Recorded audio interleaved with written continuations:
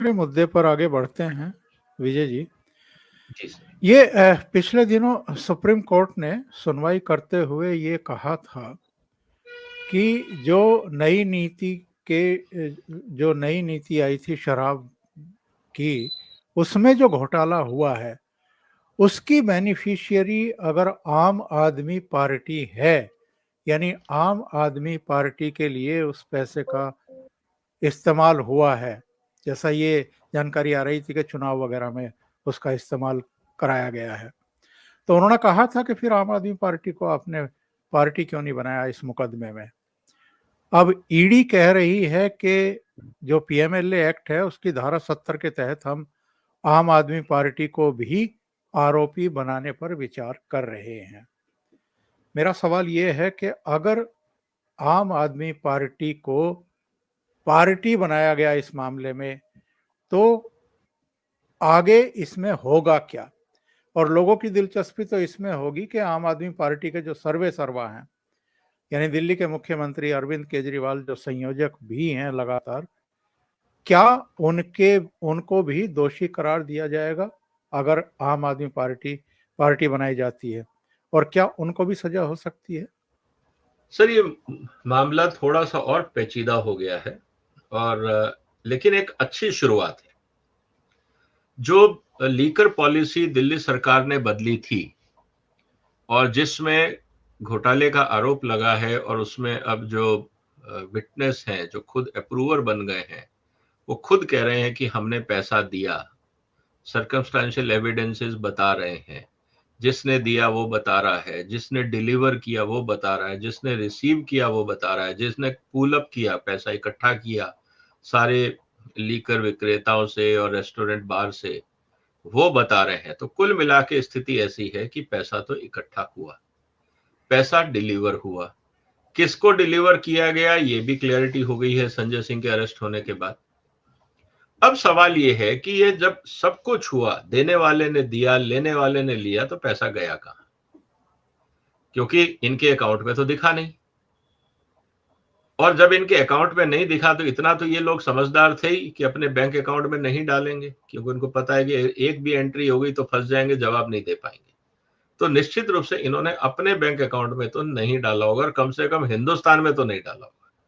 हिंदुस्तान के बाहर हवाला से पैसा भेजा हो, सिंगापुर, थाईलैंड, मलेशिया में कहीं जाके अकाउंट खोल दिए हो और वहां वो पैसा माइग्रेट करके चला गया, वो अलग बात है। वो फिर एफएटीएफ जो हमने गाइडलाइन की बात की थी, उसमें भी फिर कंट्रीज एक दूसरे के साथ इंफॉर्मेशन एक्सचेंज करेंगे, वो फिर अंतरराष्ट्रीय मामला बन जाता है। लेकिन अगर हम डोमेस्टिक मामले की बात करें तो इसका मतलब ये है कि जो बार बार सामने बात आ रही है कि इस पैसे का इस्तेमाल चुनाव में हुआ। अब जब पैसे का इस्तेमाल चुनाव में हुआ तो किसके लिए हुआ? किसी पार्टी के लिए हुआ। अब विपक्षी दल के लिए तो इन्होंने चंदा किया नहीं होगा, अपनी पार्टी के लिए किया होगा। तो अल्टीमेटली अब पार्टी तो एक लीगल एंटिटी है, अब पार्टी के हाथ पैर तो है नहीं कि वो पैसा रिसीव करे और उसको साइन करे। वो तो पार्टी का सिंबल है, वो एक लीगल एंटिटी है। तो लीगल एंटिटी के नाम पे अगर इस पैसे का खर्चा हुआ तो पार्टी को, मतलब कि पॉलिटिकल पार्टी को इस केस में एक हिस्सेदारी के रूप में और एक beneficiary of this crime proceed के रूप में आप उसको ले सकते हैं। जैसे कि एक बहुत इंटरेस्टिंग एंगल हमारे सामने है राम मंदिर का, जिसमें रामलला खुद एक पिटिशनर थे कि भाई मेरी जमीन।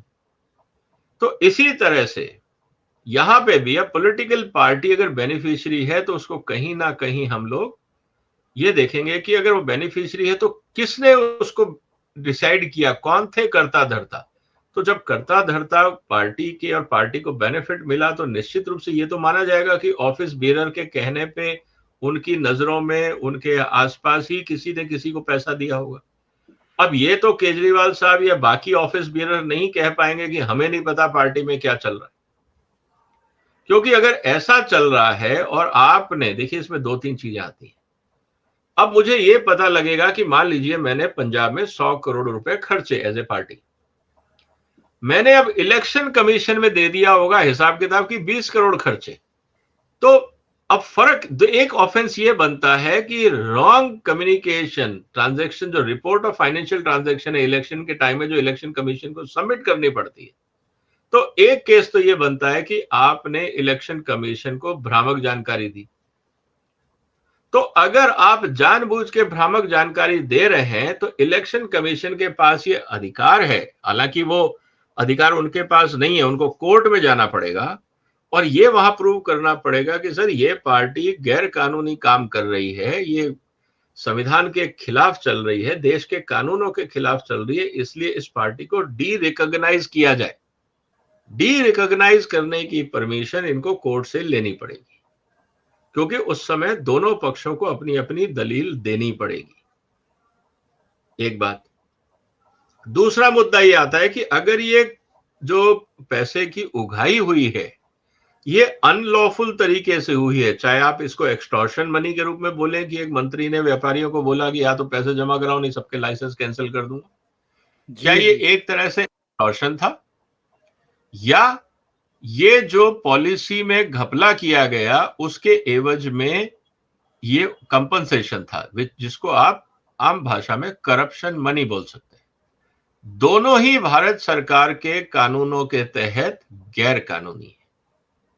तो अगर ये बात प्रूव हो जाती है तो फिर ये पॉलिटिकल पार्टी को डी रिकॉग्नाइज करने की प्रक्रिया के लिए इलेक्शन कमीशन को कोर्ट जाना पड़ेगा और सामने से ये लोग भी दलील दे लेंगे कि सर हमने तो नहीं किया या किया, जैसा भी मुद्दा सामने आएगा। अब इसमें एक एंगल और आता है। मान लीजिए आम आदमी के लोग कहते हैं सर जिन पदाधिकारियों ने इसका मिसयूज किया उनको हम पार्टी से निकाल रहे हैं या उनको पद से हटा रहे हैं, तो क्या पार्टी बच जाएगी? ये खुला सवाल है। इसका मतलब ये है कि या तो केजरीवाल साहब को पद से हटना पड़ेगा अगर मुद्दा प्रूव होता है, तो अभी हम बड़े क्वेश्चन मार्क पे हैं। अगर मुद्दा प्रूव होता है और पार्टी उसमें एक भागीदारी बेनिफिशियरी बनती है तो उसका आंसर बहुत सिंपल है, या तो पार्टी डी रिकॉग्नाइज होगी या केजरीवाल साहब को जिम्मेवारी लेते हुए अपने पद से एज ए कन्वीनर इस्तीफा देना पड़ेगा। तो ये इस समय स्थिति समझ में आ रही है। पर पार्टी बच भी गई ऐसा करने से तो अरविंद केजरीवाल तो नहीं बचेंगे सर। किसी ना किसी का तो अकाउंटेबिलिटी है। अगर अरविंद केजरीवाल कहते हैं मैं कुर्सी नहीं छोड़ूंगा तो इसका मतलब you are running a corrupt organisation, और करप्ट ऑर्गेनाइजेशन हिंदुस्तान के जो कानूनों के हिसाब से इलेक्शन क्यों लड़ेगी? उसको डी रिकॉग्नाइज करना पड़ेगा। तो अगर केजरीवाल अपने आप को आम आदमी पार्टी का मुखिया स्थापित करना चाहते हैं और काम अगर गैर कानूनी हुआ है और कोर्ट कहता है प्रूव हो जाता है तो कोर्ट मतलब election commission can derecognise the party. उसके बाद ये चुनाव नहीं लड़ पाएंगे, या पार्टी बचानी है तो अपने आप को कुर्बान करना पड़ेगा। तो इसीलिए आने वाले दिनों में किस तरह के आर्ग्यूमेंट्स आते हैं, किस तरह के एविडेंस, पहले तो ये प्रूव करना है कि पार्टी इज बेनिफिशियरी, फिर ये प्रूव करना है कि it was money from corrupt sources, फिर इसको जस्टिफाई करना है कि हु ऑल वर इन्वॉल्व्ड, क्योंकि एविडेंस तो चाहिए कहां और कैसे इस्तेमाल हुआ। उसके बाद जब वो मुद्दा क्लियर होता है और कोर्ट उस पर ये जजमेंट देता है कि हाँ ये करप्शन हुआ है, तो एक केस तो वो चलेगा।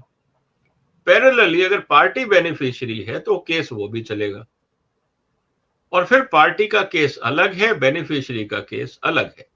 इसीलिए सुप्रीम कोर्ट के जजेस ने ये कहा था कि क्या पार्टी है वो इसी केस में एक वादी बनेगी या आप एक नया केस लाएंगे, सोच समझ के जवाब दीजिएगा, क्योंकि दोनों इशू अपनी अपनी जगह पे अलग अलग ग्रेविटी रखते हैं।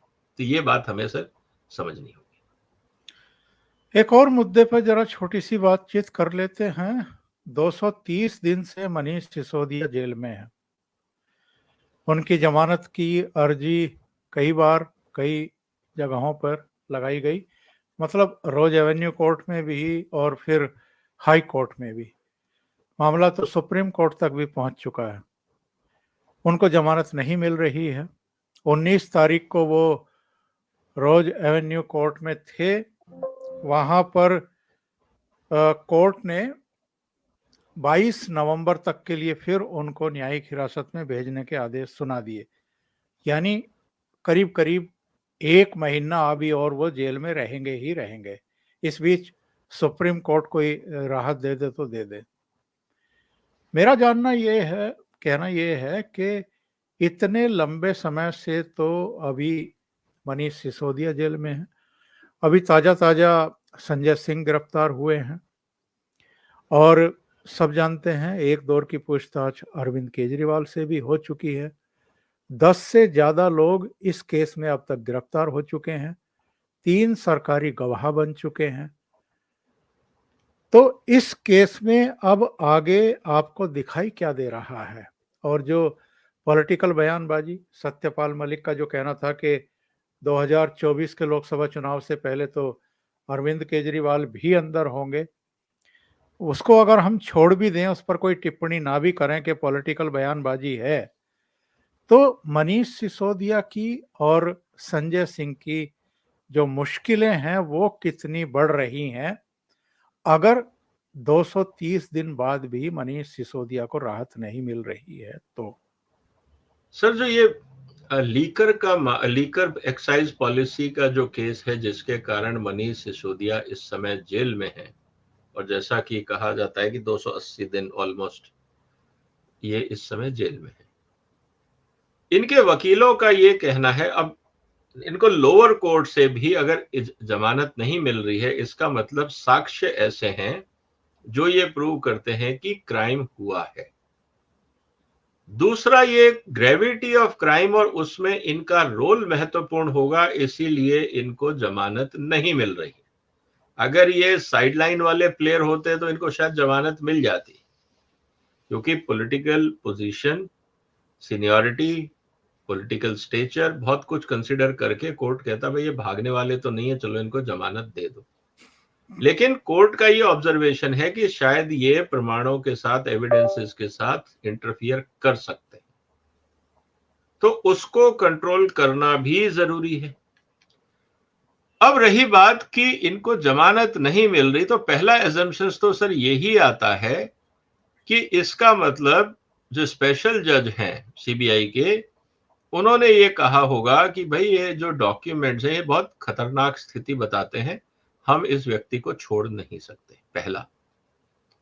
अब इनके वकीलों ने ये कहा होगा दलील कि सर ये किस आधार पे कर रहे हैं, इन्होंने हमारे साथ कागज शेयर नहीं किए हैं अभी तक, और हो सकता है कि अभी ये इन्वेस्टिगेशन, क्योंकि सर हम पहले दिन से इस बात को कह रहे हैं कि इसमें जो भी सीनियर पॉलिटिकल लोग हैं, चाहे वो केजरीवाल हो, मनीष सिसोदिया हो, सतेंद्र जैन हो, संजय सिंह हो, ये खुद डायरेक्टली फ्रंट लाइन में नहीं होंगे। इनके आसपास एक पूरा गैंग होगा जो इनके आदेश पे पैसे की लेन देन, नेगोशिएशन, फोन पे जाना, कागज लाना वगैरह वगैरह, लॉजिस्टिक्स मैनेज करना, वो सब करते होंगे।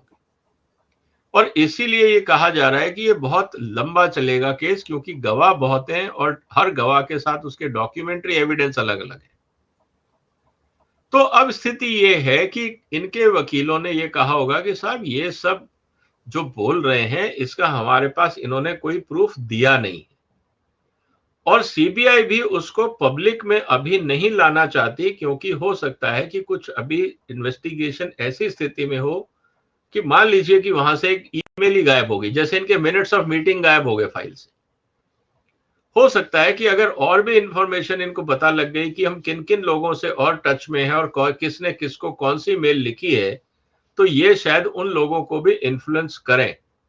तो हो सकता है कि कोर्ट ने ये कहा हो इनकी दलील पे कि अच्छा, अगर आज आपको कागज नहीं मिले हैं, और जो ऑर्डर में आया भी है कि आप सीबीआई हेड ऑफिस में जाके किसी भी वर्किंग डे में 2 से 7, दोपहर के 2 बजे से शाम के 7 बजे के बीच में 5 घंटे का टाइम दे दिया है, आप जाके वो कागज देख सकते हैं। इसका मतलब सीबीआई ने ये कहा होगा कि हम उसको पब्लिक नहीं करेंगे, लेकिन अगर आपको लगता है कि हमने गलत कार्रवाई करी है तो आप जाके कागज देख सकते हैं, और हो सकता है कि वो फाइल सीबीआई जज को दिखाई गई हो। दूसरा जो इंपॉर्टेंट चीज है, उन पे ये मुद्दा था कि क्या सप्लीमेंट्री जो चार्जशीट है उसकी कॉपी मिलनी चाहिए या नहीं मिलनी चाहिए, हार्ड कॉपी मिलनी चाहिए या सॉफ्ट कॉपी। तो कहने का मतलब ये है कि सर अभी जो बहस चल रही है वो टेक्निकल इश्यूज को लेके चल रही है, सब्सटेंशियल इशू को लेके नहीं चल रही। तो जज ने कहा कि ठीक है, आप 22 तारीख तक और सरकारी मेहमान रहिए और तब तक हम वकीलों को कहते हैं आप सीबीआई ऑफिस जाइए, जो उनके पास जो कागज हैं, जो आपको देखने हैं वो दिखा देंगे और उसके बाद फिर हम इस पे कार्रवाई करेंगे। तो ये जज अपना सीबीआई कोर्ट के स्पेशल जज हैं जस्टिस नागपाल, उन्होंने ये बात अपनी कही है। पैरेलली इनको ये पता है कि इनको वहां से राहत मिलनी नहीं है, क्योंकि सारे डॉक्यूमेंट्स बड़ी खतरनाक स्थिति में जज के सामने पहुंचे हैं। तो इन्होंने बाकी जस्टिफिकेशन लेके सुप्रीम कोर्ट की दलील करी और वहां पे ये मुद्दा आया था कि भाई पैसा इनके पास मिला नहीं, तो आपने इनको जेल में क्यों रखा हुआ है।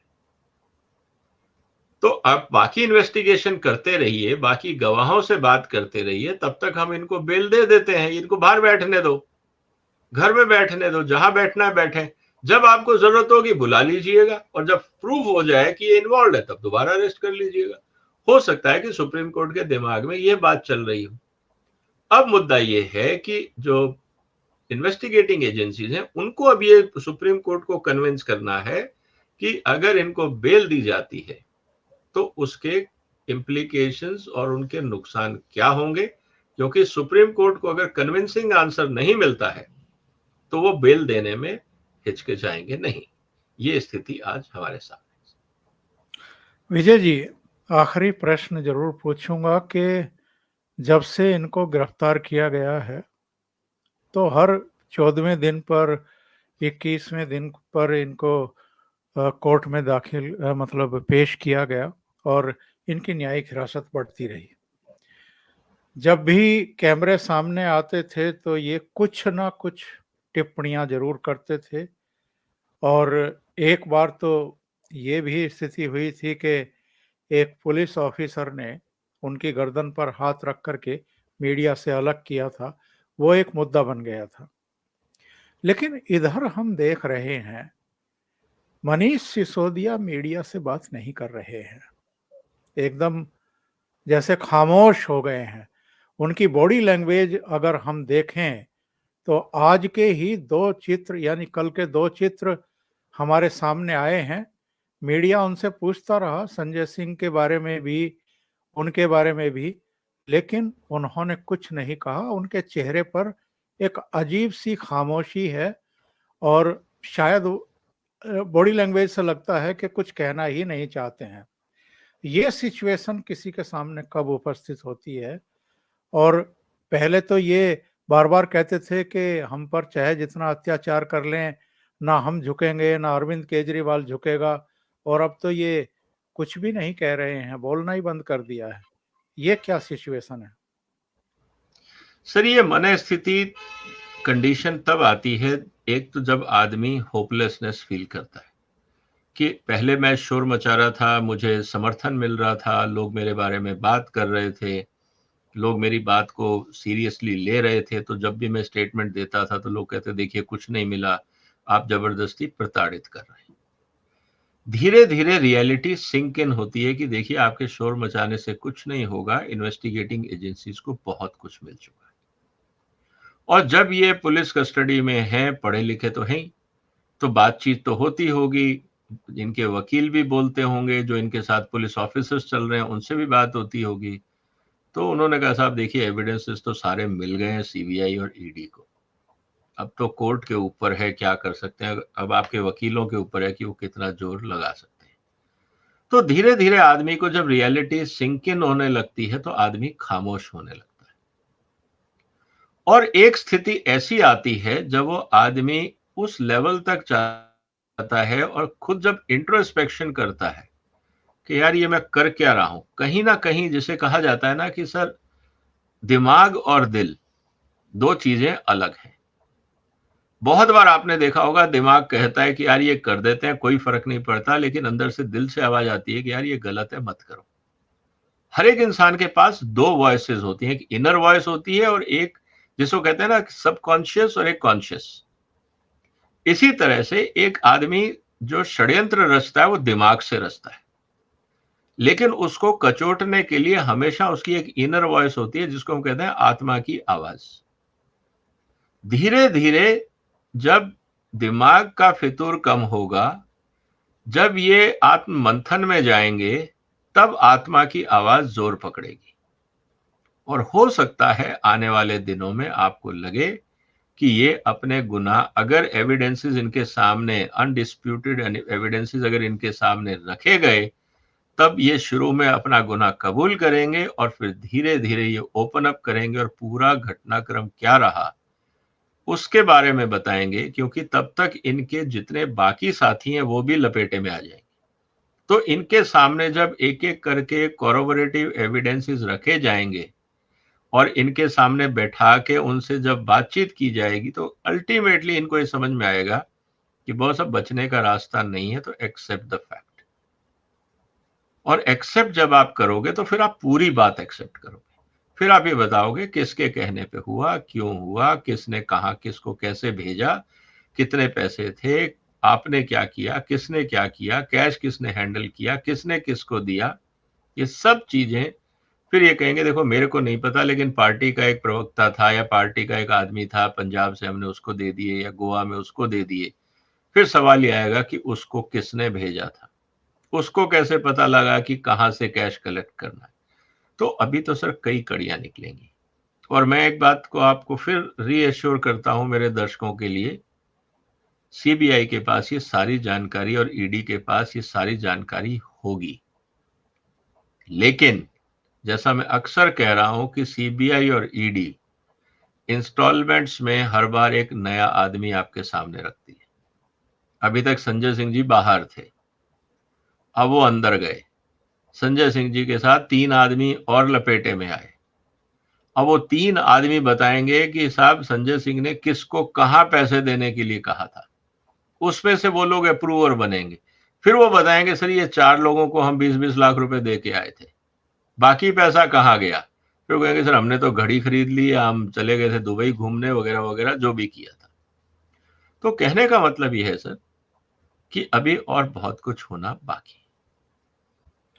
और मनीष सिसोदिया जब मुंह खोलेंगे तो फिर सर जी की क्या हालत होगी?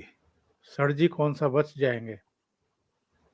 सर वो तो मैं पहले दिन से बोल रहा हूं और आज तक अनफॉर्चुनेटली मेरे को एक स्टेटमेंट सुनने को नहीं मिला है, क्योंकि मनीष सिसोदिया, संजय सिंह, सत्येंद्र जैन का एक भी वकील ये बोलने की हिम्मत नहीं कर रहा है कि सर पॉलिसी मेकिंग बगैर चीफ मिनिस्टर के कंसेंट के नहीं होती है। एक बार भी ये स्टेटमेंट किसी के मुंह से नहीं निकला है कि सीएम को भी तो पूछो कि पॉलिसी कैसे बनी थी। तो मुझे तो कभी कभी ये लगता है कि ये पूरी प्रॉब्लम इनके लिए इसलिए खड़ी हो रही है कि यहां पूरा प्रयास है कि सर जी को बचाया जाए। केस लड़ रहे हैं मनीष सिसोदिया का, केस लड़ रहे हैं संजय सिंह का, केस लड़ रहे हैं सत्येंद्र जैन का, लेकिन प्रयास है कि केजरीवाल को बचाया जाए। कारण बहुत सिंपल है, अभी ताले की चाबी, जिस तिजोरी जो है जहां से पैसा आता है, सबके खर्चे चलते हैं, वो ताले की चाबी अभी भी केजरीवाल के पास। तो भाई सेठ को कौन नाराज करेगा। तो अभी कईयों की मजबूरियां हैं। बहुत बहुत धन्यवाद विजय जी, इतना समय निकालने के लिए और बहुत महत्वपूर्ण मुद्दों पर चर्चा करने के लिए। Thank you so much. नमस्कार। नमस्कार सर।